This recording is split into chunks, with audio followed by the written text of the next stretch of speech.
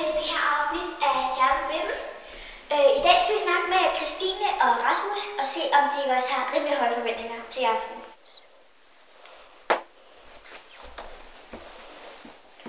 Hej Christine. Hej. Glæder du dig til i aften? Ja, jeg glæder mig helt vildt. Det har jeg hørt, du har forbi for vand. Ja, det er altså rigtigt, men jeg har det ikke så meget mere. Det var godt.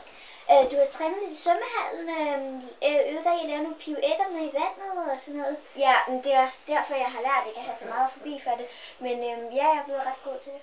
Godt. Du skal jo være sammen med Rasmus i synkronsspring. Ja. Ja. Og I har også arbejdet rigtig godt sammen. Det er jo noget med, at dig og Rasmus faktisk har været kærester. Ja, det har vi. Så det har været måske lidt svært at være sammen, efter I har jo slået op en gang.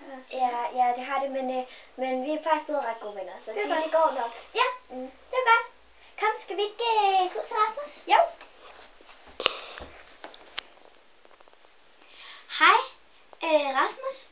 Goddag. Det er jo du er sammen med Christine i Stjernebimmen. Det er rigtigt.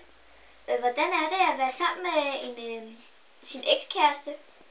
Det er meget mærkeligt, fordi at vi har været sammen, og så blev vi faktisk på et tidspunkt lidt uvenner om, hvad for et spring vi skulle lave, så det har været lidt hårdt.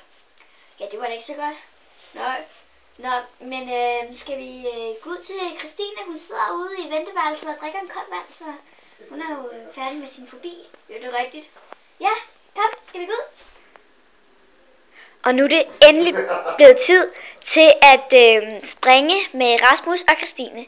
Og vi siger bare, værsgo.